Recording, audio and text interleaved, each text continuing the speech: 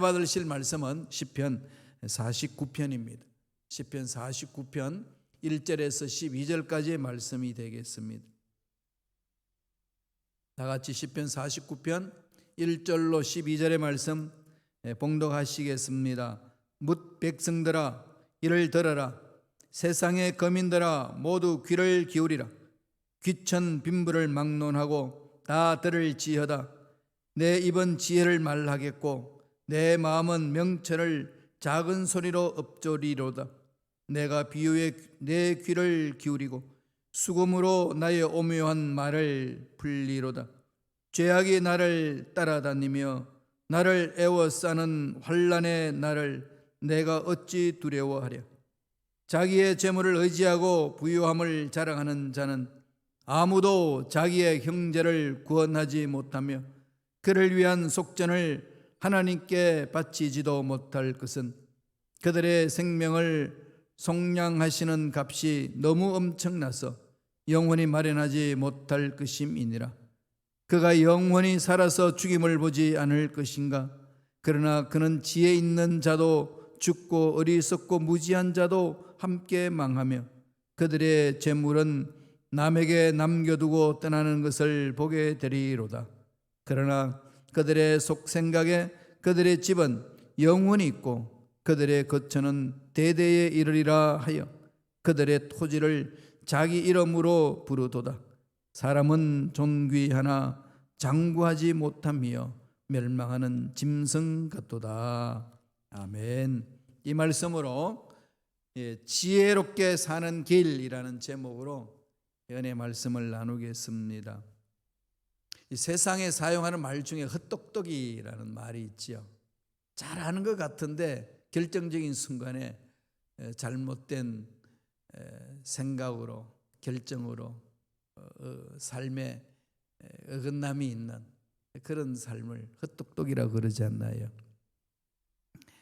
처신을 잘하는 것 같은데 결론을 보면은 아니라는 거지요. 로버트 스탠버그라는 분 중심으로 해서 10명의 사람들이 책을 썼어요. 함께.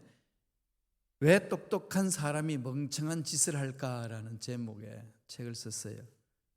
여러분 어떻게 생각하시나요?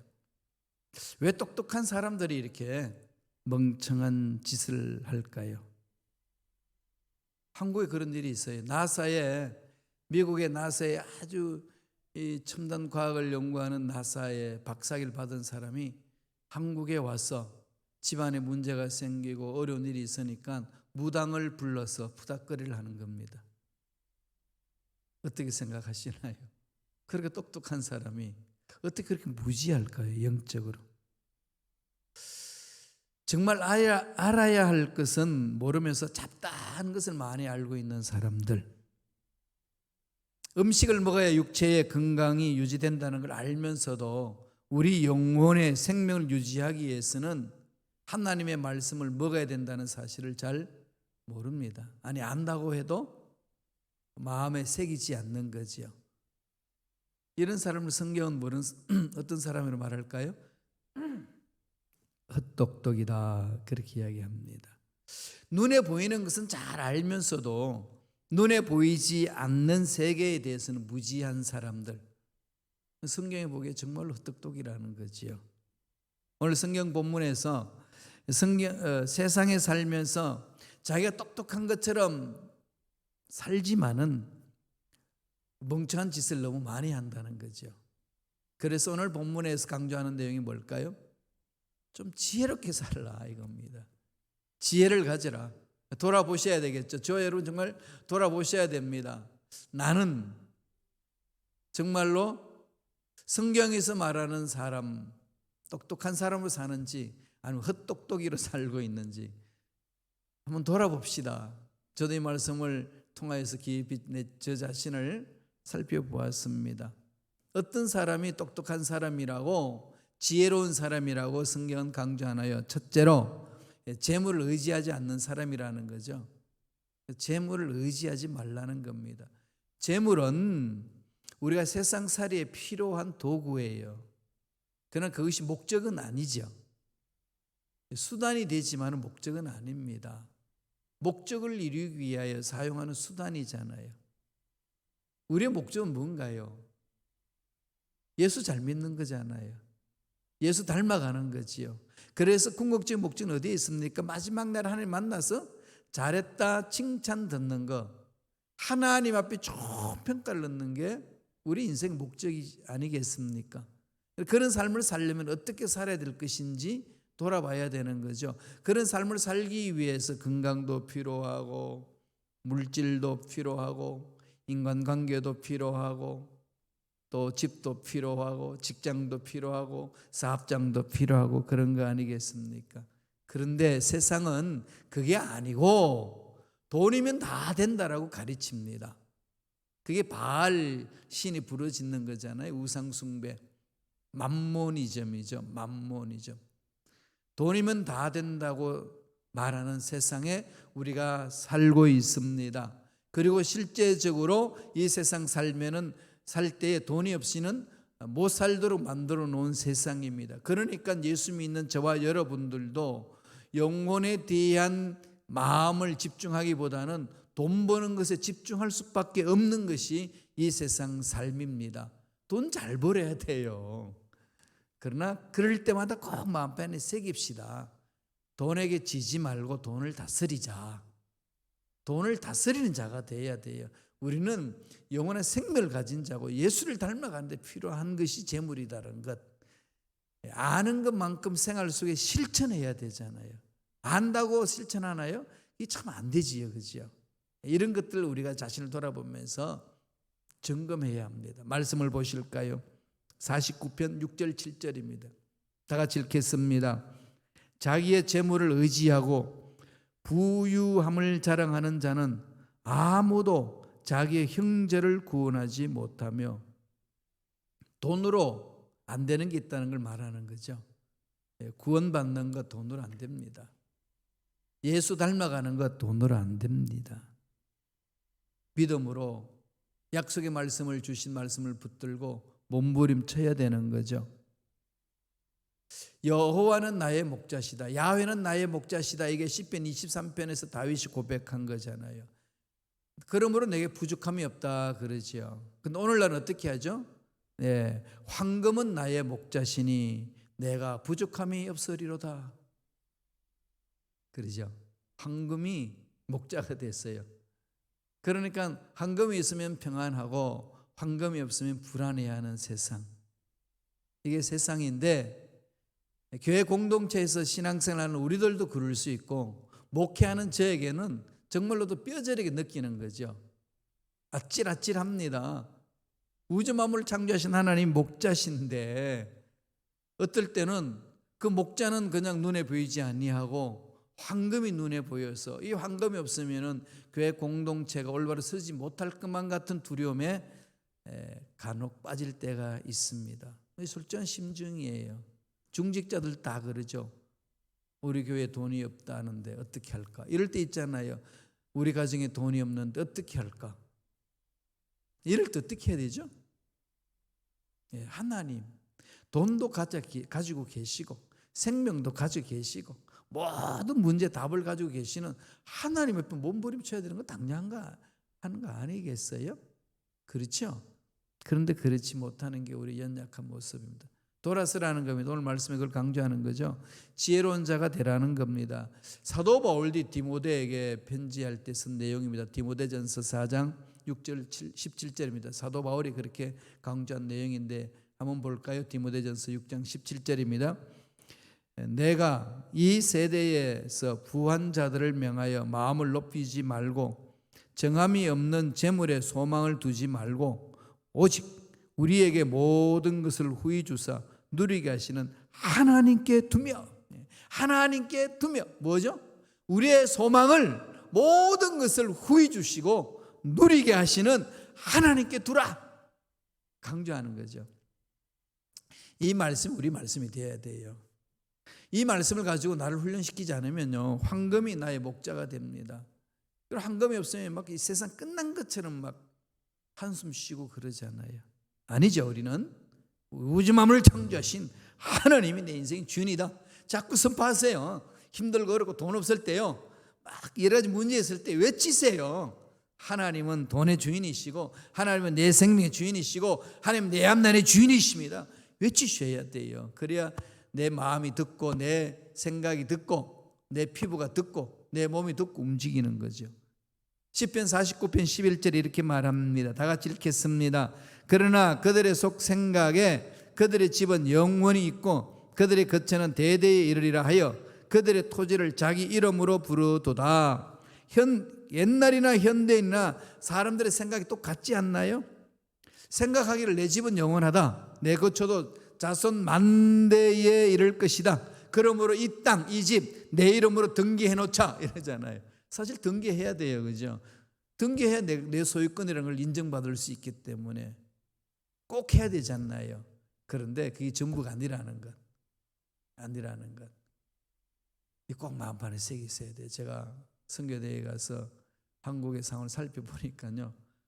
와, 아파트가요. 어마어마합디다. 세 사람 살 수 있는 아파트가 10억이 넘어요. 또 중요한 사람들이 요지가 있는 그 땅에 24평이 되는데 24평이 되는 것이 15억, 20억까지 가는 게 있어요. 정말로 엇거 그러는 거예요. 야, 제가 한국에 있을 때 살던 그 지역에 물론 32평에 살았는데 아파트 촌이에요. 3억이었어요. 3억 5천이었나? 좀 올라가지고 5억 정도. 근데 그게요 15억입니다. 우리 선교사들이 그래서 선교사들끼리 이제는 우리가 한국 들어가도 한국에 집을 살 수 없어서 살 집이 없다. 정말로 터전이 사라지는 듯한 느낌이었습니다. 그러니까 그 터지를 구하려고 몸부림치죠. 사실 그게 수입은 아니고 자산의 가치로 되어 있는 거잖아요. 그냥 뭐 숫자만 부풀어져 있는 거지요. 다른 데 가려고 하도 그걸 팔고 다른 데 가게 되면 그만 돈 주고 안 사면은 못 하잖아요. 그러니까 뭐 자기 손에 수입이 들어온 건 없어요. 그렇게 높이 올라가 있습니다. 참 나라가 어떻게 될는지 모르겠어요. 정말 기도해야 됩니다. 사람들은 그래요. 다 똑같죠, 그죠? 이게 영원토록 있을 것 같은데, 근데 하나님이 생명을 건져버리면은, 하나님이 생명을 부르시면은 그거 다 놓고 가잖아요. 그래서 49편 17절에 이렇게 말하는 겁니다. 다 같이 볼까요? 저가 죽음에 가져가는 것이 없고 그의 영광이 그를 따라 내려가지 못함이로다. 그럼요, 20억 되는 아파트 죽는다고 가지고 가나요? 20억을? 못 가져가요. 다 알지요. 다 아는데도 그게 메인바가 되지 않아요. 그런 지혜로운 자로 살 것을 명하는 겁니다. 눈에 보이는 것에 대해서는 그렇게 계산이 빠른데 왜 눈에 보이지 않는 일에 대해서 그렇게 흐리멍텅하고 그에 관심을 갖지 않느뇨? 성경은 오늘 강조하고 있습니다. 선교사들을 훈련시키고 선교사를 보내는데 유명한 선교단체가 있어요. WEC이라고, WEC, Worldwide Evangelization for Christ, the Worldwide Evangelization for Christ. 그 약절에서 WEC, WEC, 선교회가 있습니다. WEC 선교사를 창립하신 분이 스터드인데 이분은 유명한 선교사예요. 옥스퍼드 출신으로 재벌가 집안의 자녀입니다. 복음을 받아들이고 나서 주를 위해 헌신하기로 했어요. 그래서 아버지로부터 물려받은 유산을 다 바쳐서 이 선교회에 집중했습니다. 그래서 웩 선교회를 설립을 해서 귀한 선교를 감당했어요. 임종을 두고 있을 때에 이런 말을 했습니다. 내가 세상 떠날 날이 가까운 것 같다. 이제 돌아보니 즐거웠던 몇 가지 일이 생각나는구나. 하나님이 나를 중국에 가라고 말씀하셨을 때 우리 가족들은 반대했다. 그런데도 하나님 명령에게 결단으로 중국으로 건너간 것, 지금 생각하면 얼마나 기분 좋은 일인지 즐거운 추억인지 모른다. 그리고 그때 하나님이 나에게 명령하신 것이 있다. 부자 청년에게 주님이 말씀하신 대로 내가 가진 것을 가난한 자에게 나눠주고 나를 쫓으라고 나에게도 말씀하셨다. 그래서 내가 유산 받은 것을 선교를 위해서 가난한 자를 위해서 다 흩어 주었는데 지금 생각하면 얼마나 유쾌한 추억인지, 얼마나 감사해야 한 일인지 모른다. 이렇게 고백할 수 있는 것은 천국이 어떤 것인지를 아는 사람만이, 천국이 어떤 것인지를 체험한 사람만이 고백할 수 있고 나가는 거지요. 하나님께 소망을 두는 사람은 재물도 다스릴 수 있고 재물을 바르게 씁니다. 지혜로운 자죠. 두 번째, 어떤 것이 지혜로운 걸까요? 아까 말씀드린 것처럼 반복해서 강조하는 말씀이에요. 영원한 것을 찾으라는 거죠. 눈에 보이는 것을 급급하지 말고, 물론 눈에 보이는 것도 찾아야죠. 먹을 것 찾아야 되고, 운동할 것 찾아야 되고, 몸 갖고 오는 것 찾아야 되고, 그걸 하지 말라는 거 아니에요, 성경은. 그런데 거기에 빠져서 그게 전부라고 생각하지 말라는 거예요. 그게 중요한 것을 안다면은 영원한 것이 얼마나 중요한지를 알라, 이거잖아요. 여러분 돌아보세요. 운동하는 것만큼 말씀에 집중하나요? 먹는 것만큼 말씀에 집중하나요? 돈 버는 것만큼 말씀에 집중하나요? 모든 삶의 생명의 근원 되신 말씀이 우리 속에 주어져 있는데 우리 이런 것들을 놓쳐버린다면 어리석다는 말씀입니다. 아무리 재물이 많아도요, 아무리 높은 자리에 올라가 있어도 인간의 생명을 영원한 길로 인도하지는 못합니다. 시편 49편 7절 8절 보세요. 뭐라고 말씀하시는지 볼까요?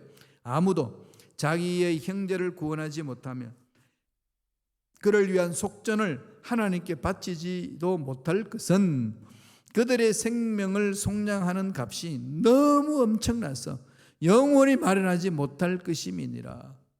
죽어가는 영혼을 살려내는데 그 돈을 갖다 바쳐서 생명을 살 수 있을 만큼 돈은 아무도 가질 수 없다는 거죠. 그런데 우리는 살아났어요. 누구를 인하여서? 예수님을 인하여서. 그러면 예수님의 십자가의 희생은 어마어마하다는 거죠. 상상할 수 없을 가치를 가지고 있고 투자해 주셨습니다. 하나님이. 오늘 말씀에 그러잖아요. 그들의 생명을 속량하는 값이 너무 엄청나서 영원히 마련하지 못할 것임이니라. 한 영혼 살려내는데 일평생 사업을 하고 어마어마한 돈을 벌어도 못 산다는 거예요. 그런데 우리는 삽니다. 뭘로? 예수 그리스도 이름으로. 주 하나님이 그걸 주셨어요. 이보다 더 감격스러운 게 어디 있나요? 우리는 이 은혜에 감격하기 때문에 사는 거 아니겠어요? 그러죠? 여기 집중하셔야 돼요.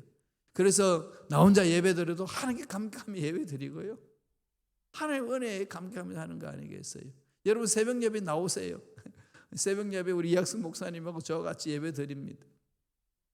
이제 코로나도 이제 정복하고 있으니까 나오세요. 나와서 우리 새벽 공동체를 세웁시다. 하나님께 예배 드립시다. 이 감격이 있잖아요. 세상 문제 다 떨쳐버리고 이길 수 있는 것. 하나님이 주신 거죠.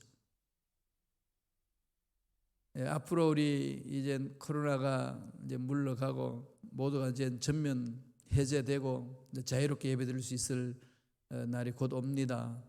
자유롭게 예배드리고 우리가 버스 운행하는 것도 이제 버스 운행할 수 있는 분을 모셔서 운행할 수 있도록 하겠습니다. 그리고 7월 달부터 못해도 7월 달부터는 운행하고자 합니다.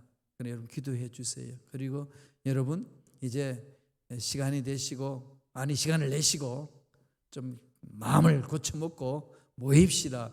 모여야 살아요. 모여야 삽니다. 지금은 모일 때예요.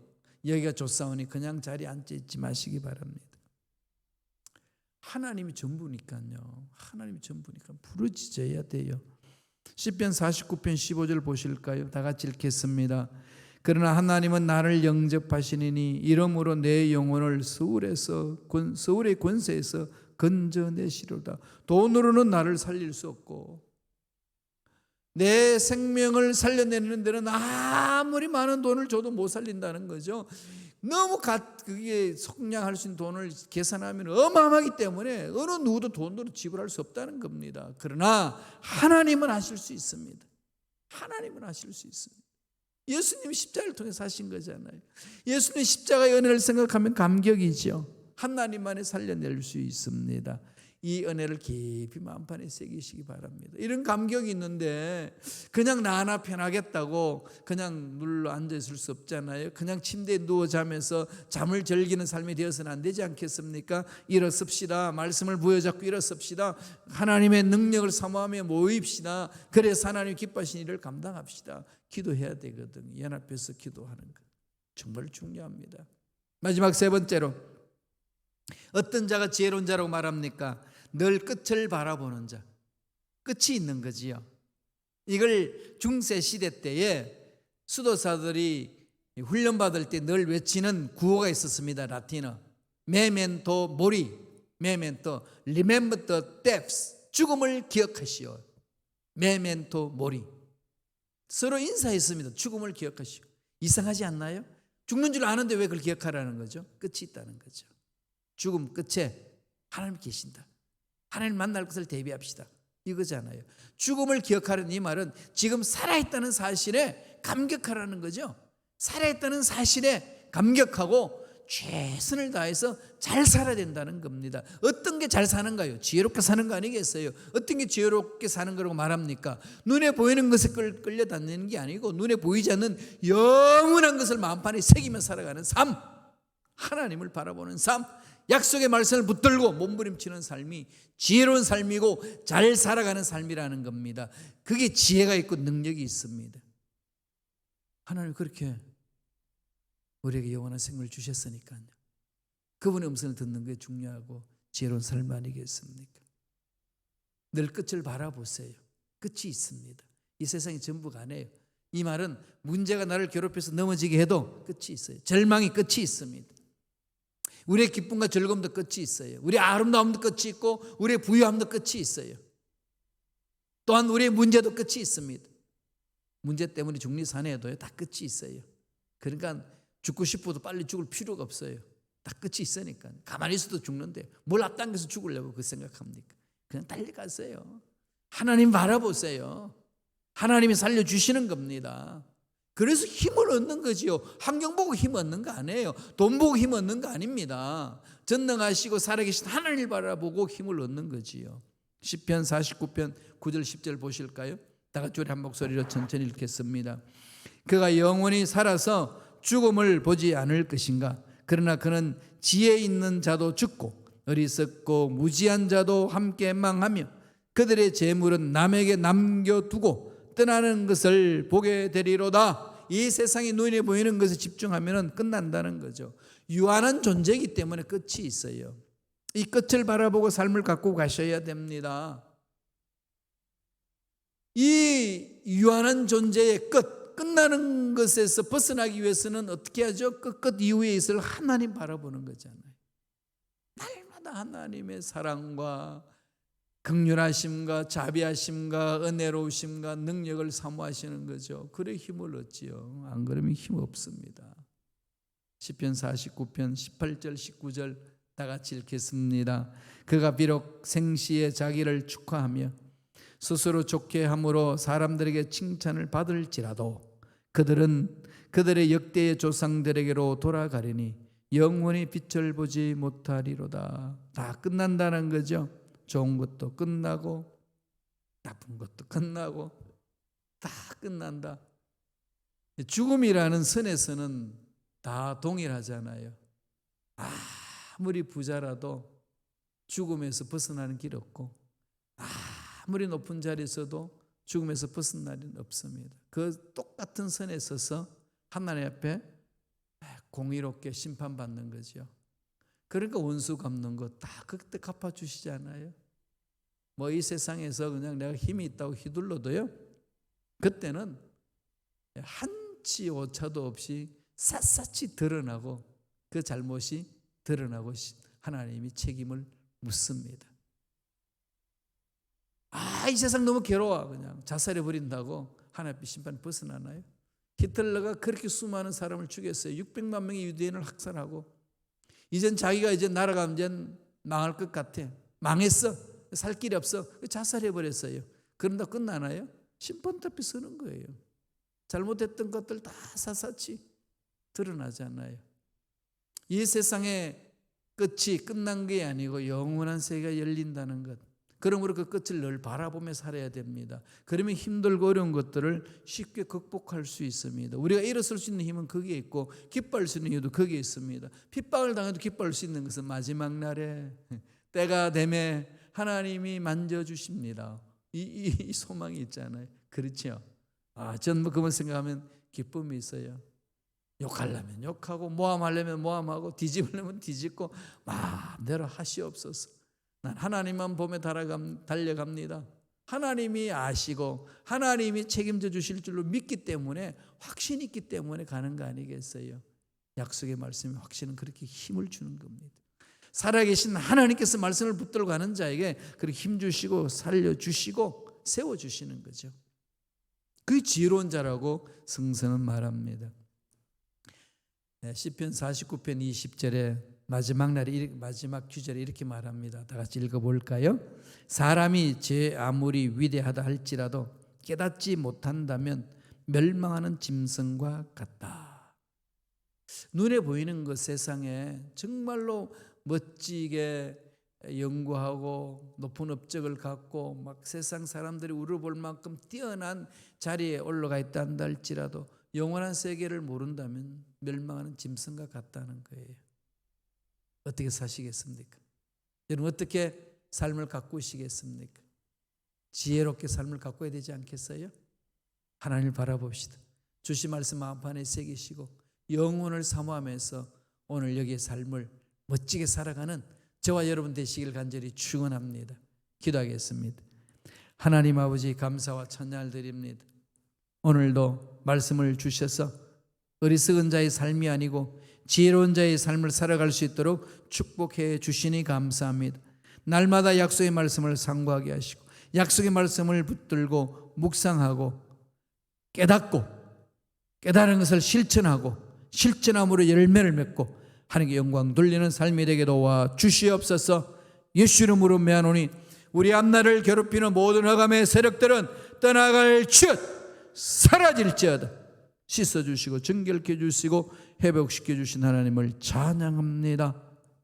은혜에 감사하여 예물 드립니다. 드린 손길 기억하여 주시고 30배 60배 100배의 놀라운 복을 받아 누리는 삶이 되게 도와주시고 주신 복으로 하나님께 영광 돌리고 주위 사람들에게 나누어 주는 넉넉한 마음 넉넉한 손들이 될 수 있도록 역사하여 주옵소서. 하나님 주신 것 중에 예물 드리는 그 손길 일일이 기억해 주시되 앞날에 어려움이 없도록 함께하여 주옵소서. 감사와 찬양을 드렸고 예수님 이름으로 축복하며 기도드리옵나이다. 아멘.